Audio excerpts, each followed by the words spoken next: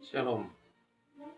Kembali lagi di sini bersama saya Pastor Samuel dalam pembacaan firman Tuhan, di mana program kita ini program Rema sudah sampai pada 2 Samuel pasal yang ke-17. Saya percaya pertolongan Tuhan selalu bersama dengan kita untuk mengerti kebenaran ini. Mari kita bersyukur. Bapa, terima kasih Engkau Bapa yang baik, yang mengasihi setiap kami dan memberkati kami melalui setiap kebenaran-Mu, karena firman-Mu itulah pelita bagi kaki kami dan terang di jalan hidup ini. Tuhan, yang membawa kami ke dalam segenap rencana-Mu, berbicara bagi kami, karena Roh Kudus penolong yang setia memberi hikmat dan wahyu mengenal Tuhan dengan baik dan benar melalui firman-Nya, di dalam nama Tuhan Yesus Kristus. Amin. Nah, pasal 17 2 Samuel ini, saudara, akan kita baca beberapa ayat dan juga dari pasal yang ke-18. Nasihat Ahitofel digagalkan oleh nasihat Husai. Berkatalah Ahitofel kepada Absalom, "Izinkanlah aku memilih 12.000 orang, maka aku akan bersiap dan mengejar Daud pada malam ini juga. Aku akan mendatangi dia selagi ia lesu dan lemah semangatnya dan mengejutkan dia. Seluruh rakyat yang ada bersama-sama dengan dia akan melarikan diri, maka aku dapat menewaskan raja sendiri. Demikianlah aku akan membawa pulang seluruh rakyat itu kepadamu seperti seorang mempelai perempuan kembali kepada suaminya. Jadi engkau mencari nyawa satu orang saja, sedang seluruh rakyat tetap selamat." Perkataan ini disetujui oleh Absalom dan oleh semua tua-tua Israel. Tetapi berkatalah Absalom, "Panggillah juga Husai orang Arki itu, supaya kita mendengar apa yang hendak dikatakannya." Ketika Husai datang kepada Absalom, berkatalah Absalom kepadanya demikian, "Beginilah perkataan yang dikatakan Ahitofel. Apakah kita turut menasihatnya? Jika tidak, katakanlah." Lalu berkatalah Husai kepada Absalom, "Nasihat yang diberikan Ahitofel kali ini tidak baik." Kata Husai pula, "Engkau tahu bahwa ayahmu dan orang-orangnya adalah pahlawan dan bahwa mereka sakit hati seperti beruang yang kehilangan anak di padang. Lagi pula ayahmu adalah seorang prajurit yang sejati. Ia tidak akan membiarkan rakyat tidur. Tentulah ia sekarang bersembunyi dalam salah satu lubang atau di salah satu tempat. Apabila pada penyerangan pertama beberapa orang tewas dan ada orang mendengar hal itu, maka orang akan berkata, rakyat yang telah mengikut Absalom sudah menderita kekalahan. Maka seseorang gagah perkasa sekalipun yang hatinya seperti hati singa akan tawar hati sama sekali. Sebab seluruh Israel tahu bahwa ayahmu itu seorang pahlawan dan orang-orang yang bersama-sama dia adalah gagah perkasa. Sebab itu kunasihatkan, suruhlah seluruh orang Israel dari Dan sampai Berseba berkumpul kepadamu seperti pasir di tepi laut banyaknya, dan engkau sendiri juga harus turut bertempur. Apabila kita mendatangi dia di salah satu tempat di mana ia terdapat, maka kita akan menyergapnya seperti embun jatuh ke bumi, sehingga tidak ada yang lolos, baik dia maupun orang-orang yang menyertainya. Saudara-saudara yang saya kasih dalam Tuhan Yesus, ini adalah bagian dari prahara yang terjadi di dalam keluarga Saul dan di dalam kerajaan Daud dan di dalam kerajaan yang dipimpin oleh Raja Daud, di mana kita mengetahui bahwa Raja Daud melakukan satu kesalahan dan ditanggung akibatnya daripada dosa itu, saudara, kepada keluarganya dan bahkan kepada bangsa Israel yang dibawa ke pemimpinan Daud. Rupanya belum selesai prahara itu. Absalom, saudara-saudara, sebelumnya melakukan hal yang tidak baik dengan membunuh semua saudara-saudaranya yang walaupun beda ibu tetapi satu ayah, yaitu Daud. Nah, saudara yang saya kasihi, dia membunuh Amnon yang adalah saudara beda ibu. Karena Amnon ini, saudara-saudara, memperlakukan adik Absalom sendiri dan adiknya Tamar sendiri, walaupun itu beda ibu, saudara-saudara, dengan memperkosanya. Dan akhirnya Absalom membunuh dia. Prahara nggak selesai, saudara. Absalom lari, Daud memintanya kembali, dan beberapa waktu kemudian Absalom menyiapkan diri dengan cara-cara yang tidak baik untuk merebut kekuasaan ayahnya. Dan akhirnya tibalah waktunya dia memproklamirkan diri menjadi seorang raja secara diam-diam di Hebron, yang diikuti begitu banyak rakyat, dan juga beberapa dari imam dan pahlawan-pahlawan Daud ikut bersama dengan dia. Salah seorang pahlawan Daud itu, saudara, adalah Ahitofel, yang merupakan juga penasihat perang. Nah, Ahitofel ini memberi nasihat yang tidak baik kepada Absalom untuk menimbulkan kebencian ayahnya atau amarah mereka, dan untuk menunjukkan kepada rakyat bahwa dia berkuasa. Dia meminta kepada Absalom untuk meniduri semua gundik-gundik ayahnya yang ditinggalkan ayahnya saat dalam pelarian karena takut dibunuh oleh Absalom.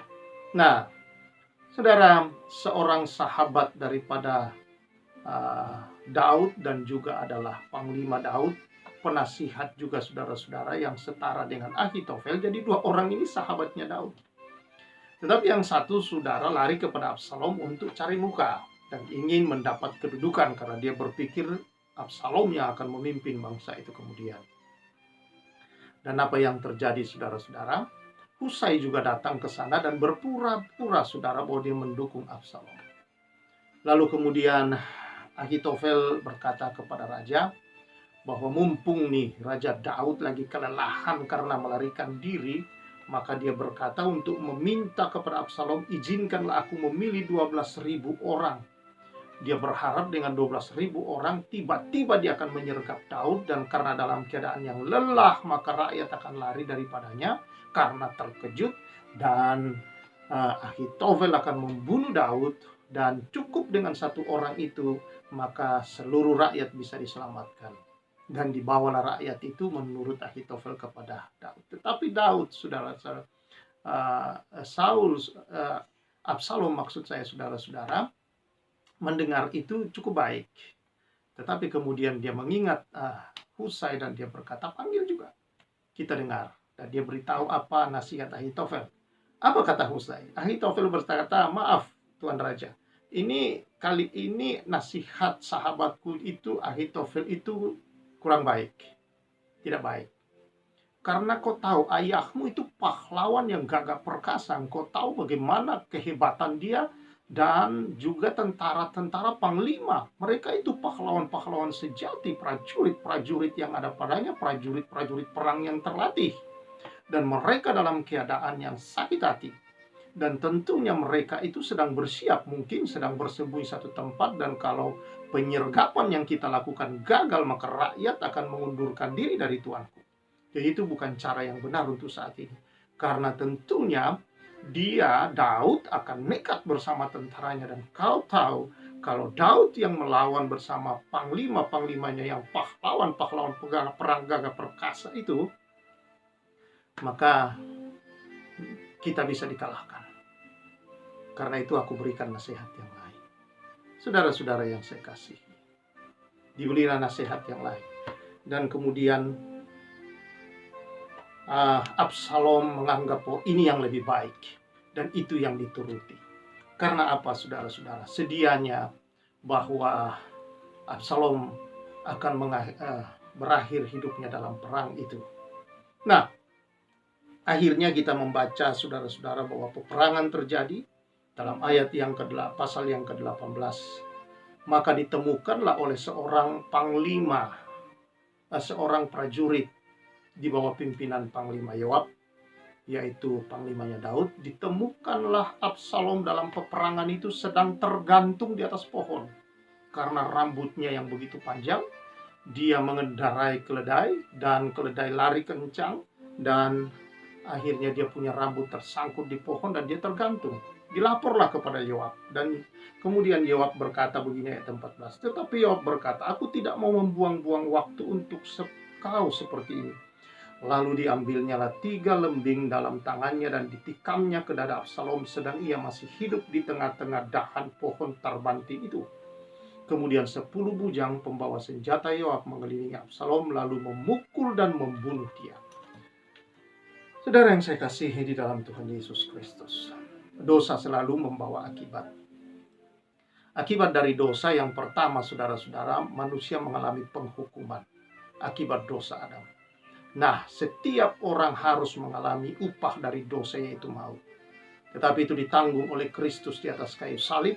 Karena itulah dikatakan oleh satu orang semua manusia berdosa. Itulah dosa asal, yaitu Adam. Tetapi oleh satu orang, lebih benar lagi karena satu orang yaitu Kristus, maka semua orang bisa dibenarkan. Jadi saudara-saudara, Kristus menanggung dosa itu. Sehingga tabiat dosa dikalahkan oleh Kristus, sehingga setiap orang yang percaya kepada Yesus diselamatkan, ditebus oleh darahnya, diampuni dan memperoleh hidup yang kekal. Tetapi saudara, setiap perbuatan dosa juga itu ada akibat-akibat yang ditimbulkannya, bukan hanya kepada si pembuat, tetapi akibat itu saudara bisa terjadi pada saat itu juga kepada orang-orang di sekelilingnya. Nah, inilah yang dialami dalam keluarga Daud. Daud melakukannya, dan akibatnya keluarganya dan kerajaannya terimbas daripada dosa jinah yang dilakukan oleh Daud. Tetapi Daud bertobat ketika dia ditegur, saudara-saudara, oleh Nabi Nathan. Nah, walaupun dia bertobat dengan sungguh-sungguh, bahwa akibat daripada perbuatannya itu mendatangkan banyak huru-hara di dalam kerajaan dan rumah tangganya.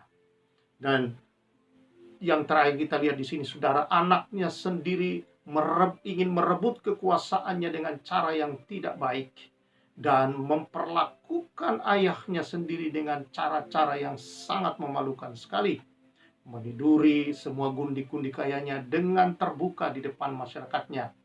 Dan saudara-saudara, berencana untuk membunuh ayahnya sendiri, saudara, melalui perang yang sangat bengis yang ingin dia lakukan. Nah, saudara yang saya kasih dalam Tuhan Yesus, tetapi saudara, pertobatan Daud yang sungguh-sungguh membuat Daud tetap ada dalam anugerah dan kasih karunia Tuhan. Bahwa Tuhan yang telah mengampuni dan Tuhan yang telah memilih, mengasihi dia, mengangkat dan mengurapi dia, tetap berada di pihak Daud, saudara-saudara. Persoalan demi persoalan dia hadapi, tetapi Tuhan selalu melepaskan dia. Tuhan selalu menolong Daud. Tuhan senantiasa menyatakan kepada Daud bahwa dia sudah diampuni, dia dikasihi, dia dilindungi, dia dijaga. Dan dia senantiasa disertai oleh Tuhan. Tidak pernah Tuhan tinggalkan. Tuhan ada bersama dengan Daud, saudara-saudara. Inilah yang bisa kita lihat, bahwa ini gambaran orang-orang pilihan Allah. Bahwa orang-orang pilihannya adalah orang-orang yang dia pelihara. Orang-orang pilihan Allah, saudara, bukan berarti jauh dari persoalan. Bukan berarti tidak ada persoalan-persoalan dalam hidup ini, saudara, yang datang. Persoalan demi persoalan bisa saja ngantri datang tanpa ada laporan. Tiba-tiba sudah datang semua menyerbu. Bukan satu persatu, tetapi kadang-kadang serempak datang dan menyerbu, saudara-saudara. Wah, ini satu hal yang bisa membuat orang menjadi tertekan, stres. Bahkan tidak sedikit kita melihat karena persoalan yang menumpuk, orang bisa membunuh, melakukan kejahatan dengan maksud menyelesaikan, atau saudara-saudara melarikan diri dengan cara bunuh diri. Inilah yang terjadi, saudara-saudara, kalau tekanan-tekanan itu kuat. Tetapi dalam penyertaan Tuhan, saudara, tekanan demi tekanan yang dihadapi Daud, dia serahkan senantiasa kepada Tuhan. Dia tahu Tuhan yang telah mengampuni, Tuhan yang memilih mengangkat dia, itu juga yang akan membela dia. Dan itu nyata di setiap perjalanan Daud. Juga dalam hal ini nyata. Tuhan, saudara-saudara, akhirnya melepaskan Daud dari cengkeraman musuh yang sebenarnya adalah anaknya sendiri. Dan juga rakyat yang selama ini dipimpin dan panglima sahabat yang dikasihinya selama ini saudara-saudara, yaitu Ahitofel.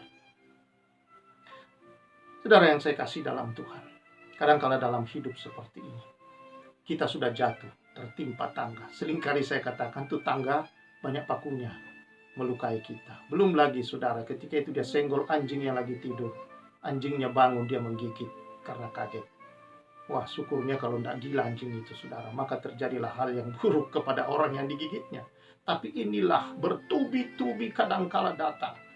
Dan ketika persoalan-persoalan itu datang, saudara-saudara, sahabat-sahabat, teman-teman, orang-orang yang tadinya kita tolong, kadangkala kita berharap mereka lah yang akan menolong kita, meninggalkan kita satu persatu. Kita dibuat menjadi terjepit, kita dibuat menjadi tidak tahu apa yang harus, kemana kita harus minta tolong.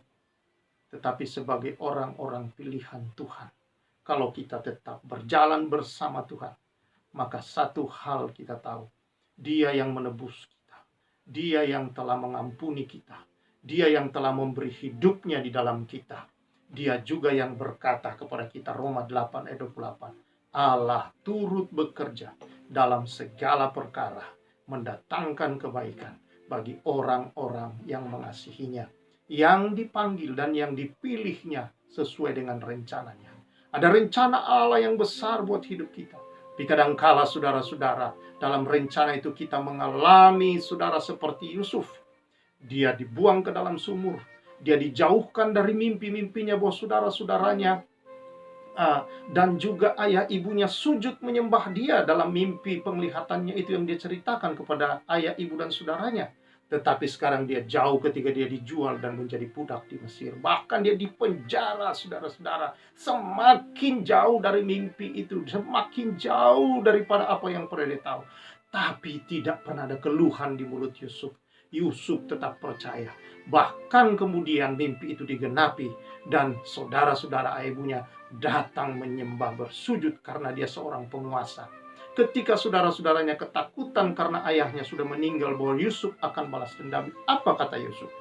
Yusuf berkata dalam Kejadian 50 itu saudara, bahwa jangan takut, memang kamu mereka-reka hal yang jahat, tetapi Allah telah merekanya menjadi perkara yang baik, adalah untuk memelihara satu bangsa. Jadi ketika kita mengalami satu persoalan, kadang-kadang yang kita tidak tahu jalan keluar apa, tetaplah percaya, tetaplah bergantung, tetaplah beriman, tetaplah berjalan bersama dengan Tuhan, tetaplah menyembah, tetaplah memuji, tetaplah hidup mengucap syukur senantiasa kepada Tuhan. Karena di balik apa yang sedang terjadi dalam diri dan hidup kita, kalau kita setia tetap berharap dalam Tuhan, ada perkara besar yang Tuhan ingin kerjakan melalui hidup kita. Untuk bukan hanya kita, tapi banyak orang bisa melihatnya, menjadi takut dan percaya kepada Tuhan. Allah turut bekerja dalam semua itu adalah untuk kebaikan. Karena Dia Allah yang tidak punya rancangan jahat. Firman-Nya berkata, aku tahu rancangan apa yang ada padaku, kata Tuhan. Tuhan tahu apa yang Dia rancang. Yang ada padanya bukan rancangan kecelakaan. Tidak ada rancangan Tuhan mencelakakan. Tapi Dia berkata rancangan damai sejahtera. Ketika iblis atau kehidupan ini pun merancang yang jahat terhadap kita, Dia akan buat itu menjadikan kita mengalami damai sejahtera yang semakin penuh di dalam Dia. Dan juga saudara-saudara membuat kita semakin yakin bahwa bersama Tuhan masa depan kita cerah. Hari depan yang penuh harapan, bukan hari depan yang mengecewakan, bukan hari depan saudara-saudara yang tidak pasti. Karena di dalam Tuhan kata Amsal bahwa masa depanmu sungguh ada. Karena itu saudara berharap dalam Tuhan. Tetap menyembah, tetap memuji Dia, tetap bersandar bersama Tuhan, berjalan bersama Yesus yang berkata, kamu telah dibeli, harganya telah lunas dibayar. Kalau burung di udara Dia pelihara. Kalau burung di udara Dia beri makan. Bunga di padang Dia hiasi, yang Salomo dalam kemegahannya pun tidak seindah itu. Bukankah kita melebihi dari itu? Tidak ada yang pernah ditebus makhluk manapun saudara, selain kita ditebus oleh darah Yesus, oleh nyawanya. Dia serahkan, Dia beli hidup kita kembali menjadi bagian miliknya. Apakah setelah Dia tebus kita, Dia tinggalkan kita begitu saja? Tidak. Dia berkata, sekali-kali aku tidak meninggalkan, dan aku tidak akan membiarkan kamu. Tetapi saudara-saudara, dia Immanuel, Allah yang selalu beserta kita. Dia memberi kekuatannya, Roh Kudusnya dia curahkan. Dan dia berkata di dalam firman-Nya itu, kita dapat berkata seperti Rasul Paulus, bahwa segala perkara dapat kutanggung dalam Dia yang memberi kekuatan kepadaku. Karena dia Allah yang menyediakan. Bukankah Abraham di atas gunung itu, saudara, berkata, disebutlah gunung itu Moria, artinya Allah menyediakan. Mengapa? Karena Tuhan menyediakan domba di sana, pengganti dari korban Ishak. Ini gambaran saudara-saudara, bahwa di atas Golgota harusnya saudara dan saya di sana sebagai korban yang menanggung semua hukuman atas dosa kita. Tetapi domba Allah yang sesungguhnya itu Yesus, dialah di sana yang dikorbankan, menjadi pengganti kita. Di hadapan Tuhan, dia dipersembahkan sebagai korban yang harum, membuat kita berkenan, membuat kita layak, membuat kita benar di hadapan Bapa, membuat kita kudus di hadapannya, mulia dan sangat-sangat berharga. Karena itu, jangan rendahkan dirimu dengan hal-hal yang buruk dari dunia ini. Tetapi hiduplah sebagai orang benar, orang kudus yang telah dilayakkan di hadapan Tuhan untuk selalu memuji, menyembah, hidup dalam kesuciannya, kebenarannya senantiasa. Puji Tuhan. Inilah saudara-saudara anugerah besar bagi orang-orang pilihannya. Kalau saudara mendengar ini dan saudara tidak yakin bahwa saudara telah dipilih oleh Tuhan, percayalah, ketika engkau dengar ini, saudara sebenarnya Tuhan sedang menyatakan kepadamu bahwa engkau orang yang dipilih dan dikasihi oleh Tuhan. Buka hatimu, percaya Yesus, terima Dia sebagai Tuhanmu dan Juru Selamatmu. Niscaya engkau adalah pemilik surga. Saudara yang saya kasihi, kalau engkau menghadapi hari-hari ini persoalan demi persoalan, pergumulan demi pergumulan yang sepertinya tidak ada habis-habisnya, ingat, Yesus telah menanggung semua di kayu salib dan berkata, sudah selesai. Dia telah menyelesaikan semua sengat maut itu. Dia patahkan kekuatan daripada kuk yang memperhamba hidup kita itu, saudara. Dan dia mengenakan kuk yang baru, yang ringan dan lemah lembut, saudara-saudara, yang penuh kekuatan ilahi, sehingga kita bisa berkata segala perkara dapat kutanggung di dalam Dia. Saudara tidak perlu takut, saudara tidak perlu stres, saudara tidak perlu khawatir, karena roh yang Tuhan taruh dalammu itu, karena kebangkitannya dan pilihannya atas hidup saudara adalah lebih besar dari segala apapun yang ada di dunia ini. Dialah Roh Allah, pribadi Allah yang ketiga, yang adalah Allah Roh Kudus itu. Dia Allah yang hidup besertamu. Dia menuntun, dia membimbing, menghibur, menguatkan. Dia berbicara, meneguhkan kebenaran-kebenaran Tuhan dalam hidupmu. Karena itu baca firman Allah, saudara-saudara, supaya Roh Kudus akan mengingatkan setiap apapun kau hadapi adalah firman Allah untuk menjadi kekuatan hidupmu. Jangan tinggalkan firman-Nya, persekutuanmu dengannya. Karena Dia Allah yang hidup dalam rohnya, melalui rohnya di dalam saudara dan saya. Keistimewaan yang luar biasa. Manusia berdosa dikuduskan, dibenarkan, ditebus. Dan Allah, yaitu Roh Kudus, mau tinggal di dalam saudara. Dia lebih besar dari segala tuduhan hatimu. Dia lebih besar dari segala pikiran-pikiranmu. Dia lebih besar dari segala persoalanmu. Lebih besar dari segala roh apapun yang ada di bumi. Bersandar padanya, menyembah Tuhan, memuji Dia senantiasa. Dan Tuhan menuntun engkau keluar dari setiap pencobaan yang kamu alami. Karena firman Tuhan berkata, pencobaan itu pencobaan biasa. Tidak ada yang berat. Dan ketika engkau dicobai, saudara-saudara, Tuhan telah menyediakan jalan keluar bagimu. Karena itu, bersandar padanya. Supaya tujukan matamu senantiasa kepada Yesus yang telah menanggung semua. Yang memimpin kita dalam perjalanan ini, saudara. Maka saudara akan melihat bahwa sesungguhnya jalan keluar sudah ada semua. Dia Allah yang menyediakan. Di atas gunungnya Dia telah menyediakan. Dan Dia telah membawa kita kembali ke bukit Sionnya, saudara-saudara. Ke dalam mahligai kehidupannya. Di hadapannya kita boleh meminta. Kita boleh datang, saudara-saudara, senantiasa. Karena kasih karunia dan anugerah kekudusan yang Dia berikan. Dan pembenaran yang dilakukan terhadap kita. Sehingga firman-Nya berkata, kalau engkau ada di dalam firman, dan firman itu ada di dalammu, maka mintalah apa saja, kepadamu akan diberikan, agar Bapakku dimuliakan.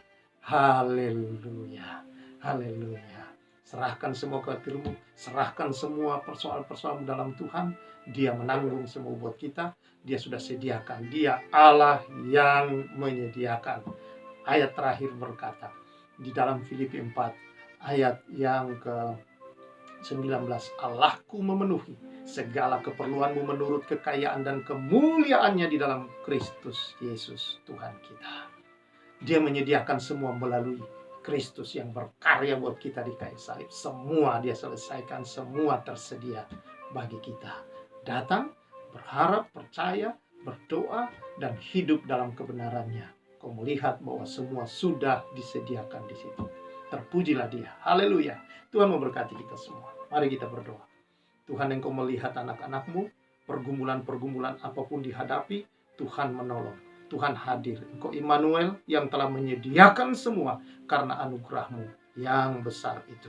Juga bagi mereka yang mendengar ini, yang selama ini ragu-ragu, ya Tuhan, apakah dia akan diselamatkan atau tidak hari ini. Bahwa Tuhan, ketika Engkau memperdengarkan ini, sesungguhnya dia orang pilihan.